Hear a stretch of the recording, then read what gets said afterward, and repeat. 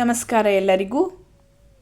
ಶ್ರೀ ಗುರು ಚರಿತ್ರೆಯ 16ನೇ ಅಧ್ಯಾಯದ 3ನೇ ಭಾಗಕ್ಕೆ ಸ್ವಾಗತವನ್ನು ಕೋರ್ತಾ, ಹಿಂದಿನ ಭಾಗದಲ್ಲಿ ನಾವು ಅರುಣಿ ಪಾಂಚಾಲನ ಕಥೆಯನ್ನು ನೋಡಿದ್ದೇವೆ, ಆತನ ಗುರುಭಕ್ತಿಯನ್ನು ನೋಡಿದ್ದೇವೆ. ಇವತ್ತು ಧೌಮ್ಯರ ಮತ್ತೊಂದು ಶಿಷ್ಯನಾದಂತಹ ಬೈಂದ ಈತನ ಕಥೆಯನ್ನು ನೋಡ್ತಾ ಹೋಗೋಣ. ಗುರುಭಕ್ತಿಗೆ ಹೆಸರಾದ ಬೈಂದನ ಕಥೆಯನ್ನು ನೋಡೋಣ. ಗುರುಚರಿತ್ರೆಯ 16ನೇ ಅಧ್ಯಾಯವನ್ನು ಮುಂದುವರಿಸುತ್ತಾ ಸಿದ್ಧಮುನಿಗಳು ಈ ರೀತಿಯಾಗಿ ಹೇಳುತ್ತಾರೆ.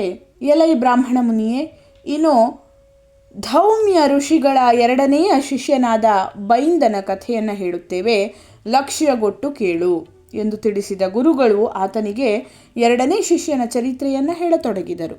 ಮುನಿಯೇ ಕೇಳು. ಮುಂದೆ ಕೆಲವು ದಿನಗಳ ನಂತರ ಧೌಮ್ಯ ಋಷಿಗಳು ತಮ್ಮ 2ನೇ ಶಿಷ್ಯನಾದ ಬೈಂದನ ಗುರುಭಕ್ತಿಯನ್ನು ಪರೀಕ್ಷಿಸುವ ಉದ್ದೇಶದಿಂದ ಆತನನ್ನು ಸಮೀಪಕ್ಕೆ ಕರೆದು, ಮಗು, ಈಗ ನಮ್ಮ ಭತ್ತದ ಗದ್ದೆಯಲ್ಲಿಯ ಬೆಳೆಯು ಹೊಡೆ ಹಿರಿದು ನಿಂತಿದೆ. ನೀನು ಹೊಲಕ್ಕೆ ಹೋಗಿ ಹಗಲಿರುಳು ನಮ್ಮ ಗದ್ದೆಯನ್ನು ಕಾಯಬೇಕು.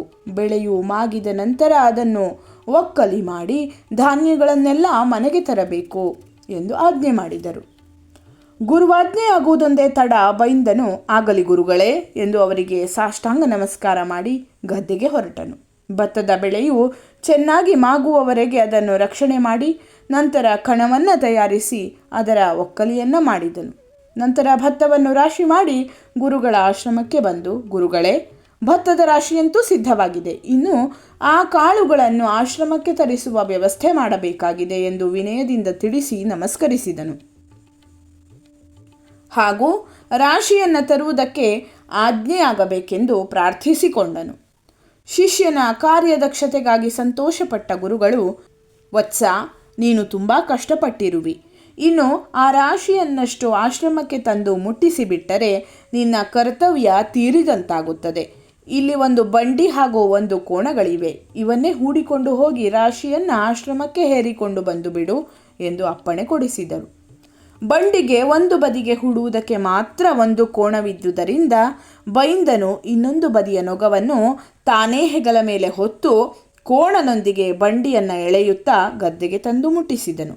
ಅಲ್ಲಿಯ ಕಣದಲ್ಲಿಯ ಕಾಳುಗಳನ್ನೆಲ್ಲ ಬಂಡಿಗೆ ಹೇರಿಕೊಂಡು ಮತ್ತೆ ಕೋಣವನ್ನು ಬಂಡಿಗೆ ಹೂಡಿ ಇನ್ನೊಂದು ಬದಿಯ ನೊಗವನ್ನು ತನ್ನ ಹೆಗಲ ಮೇಲೆ ಹೊತ್ತು ಬಂಡಿಯನ್ನು ಎಳೆಯತೊಡಗಿದನು. ಕೋಣನೊಂದಿಗೆ ತುಂಬಿದ ಬಂಡಿಯನ್ನು ಎಳೆಯುವುದು ಸ್ವಲ್ಪ ಅಸ್ತವ್ಯಸ್ತವಾಗತೊಡಗಿದ್ದರಿಂದ ಕೋಣನಂತೆ ತನ್ನ ಕೊರಳಿಗೂ ಜತ್ತಿಗೆಯಿಂದ ಬಿಗಿದುಕೊಂಡು ಎಳೆಯ ಹತ್ತಿದನು. ಬಂಡಿಯು ಒಳ್ಳೆ ರಭಸದಿಂದ ಬರುತ್ತಿರುವಾಗೆ ಒಂದು ತಗ್ಗು ಪ್ರದೇಶದಲ್ಲಿ ಕೋಣವು ಹುರುಲಿಗೆ ಸಿಕ್ಕು ಕಾಲುಗಳನ್ನು ಕೀಳಲಾಗದೆ ಸೆಣಸಾಡತೊಡಗಿತು. ಆಗ ಚಿಂತೆಗೊಳಗಾದ ಬೈಂದನು ಕೋಣವನ್ನು ಕೊರಳು ಬಿಚ್ಚಿ ದೂರ ಸರಿಸಿ ತಾನೊಬ್ಬನೇ ಬಂಡಿಯನ್ನು ಹುರುಲಿನಿಂದ ಹೊರಗೆಳೆದು ತರುವ ಪ್ರಯತ್ನವನ್ನು ಮಾಡತೊಡಗಿದನು. ಬಂಡಿಯು ಸ್ವಲ್ಪ ಹಿಂಭಾರವಾದ್ದರಿಂದ ಕೊರಳಿಗೆ ಕಟ್ಟಿಕೊಂಡಿದ್ದ ಜತ್ತಿಗೆಯು ಆತನಿಗೆ ಉರುಳು ಬಿದ್ದಿತು. ಆದರೂ ಸಹಿತ ಶಿಷ್ಯ ಶಿರೋಮಣಿಯು ಗುರುವಾಜ್ಞೆಯನ್ನು ಪಾಲಿಸಬೇಕೆಂಬ ತನ್ನ ಮೂಲ ಧ್ಯೇಯಕ್ಕಾಗಿ ತನ್ನ ಪ್ರಾಣವನ್ನೂ ತುಚ್ಛೀಕರಿಸಿ ಎಳೆಯಲತ್ನಿಸತೊಡಗಿದ್ದನು. ಶಿಷ್ಯನಿಗೆ ಇಂಥ ನಿರ್ವಾಣ ಪರಿಸ್ಥಿತಿಯು ಬಂದೊದಗಿದ್ದು ಅರ್ಥವಾದೊಡನೆಯೇ ಕೃಪಾಳುವಾದ ಧೌಮ್ಯ ಋಷಿಗಳು ಎದುರಿಗೆ ಬಂದರು. ಶಿಷ್ಯನ ಅವಸ್ಥೆ ಕಂಡು ಅವರಿಗೆ ಕನಿಕರವೆನಿಸಿತು. ಧಾವಿಸಿ ಬಂದು ಬೈಂದನ ಕೊರಳಿಗೆ ಉರುಳು ಬಿದ್ದಿದ್ದ ಜತ್ತಿಗೆಯನ್ನು ಬಿಚ್ಚಿ ಅಂತಃಕರಣದಿಂದ ಆಲಂಗಿಸಿಕೊಂಡರು. ಬೈಂದನು ತಟ್ಟನೆ ಗುರುಗಳ ಪಾದಾರವಿಂದಗಳಿಗೆ ನಮಸ್ಕರಿಸಿದನು.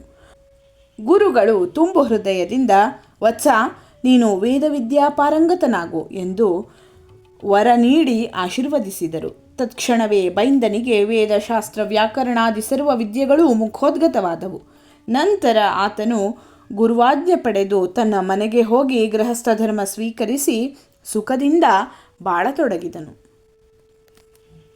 ಇದಾಗಿತ್ತು ಗುರುಚರಿತ್ರೆಯ ಇವತ್ತಿನ ವಿಡಿಯೋ, 16ನೇ ಅಧ್ಯಾಯದ 3ನೇ ಭಾಗ. ಮುಂದಿನ ಭಾಗದಲ್ಲಿ ನಾವು ಧೌಮ್ಯ ಋಷಿಗಳ ಇನ್ನೊಬ್ಬ ಶಿಷ್ಯನ ಕಥೆಯನ್ನು ನೋಡೋಣ. ಧನ್ಯವಾದಗಳು. ಲೋಕಾಃ ಸಮಸ್ತಾಃ ಸುಖಿನೋ ಭವಂತು.